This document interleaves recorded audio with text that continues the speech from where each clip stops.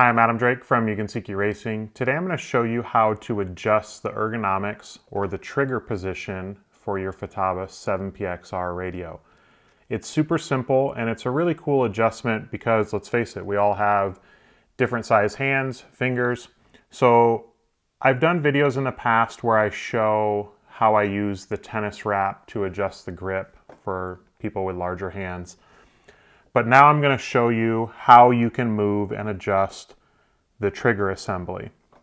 So if you have longer fingers, you may want to stretch out or move the trigger forward so that your fingers or your hand doesn't feel as cramped. Or if you have a small hand, you can move the trigger back. It's really simple. I'll show a little bit more detailed or close-up shot, but all you need is a 2mm wrench. It can be a straight or a ball end. And underneath here, just in front of the trigger assembly, is a 2mm screw. So if you just loosen that screw, it doesn't have to be removed or taken all the way out, just loosened up. Then the whole trigger assembly can be shifted and slid forward or back. And then if you look really close, there's little indication lines or marks on the radio and then also on the trigger assembly.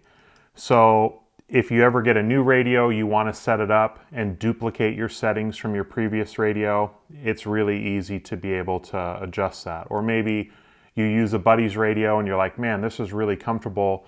You can check his trigger position and readjust yours to where it has the same feel. Now, you don't necessarily need to reset your endpoints and things like that, but it's not a bad idea. Anytime you make an adjustment, your endpoints could slightly be different. It shouldn't, but just go ahead and check it just to be on the safe side because you are moving the whole assembly.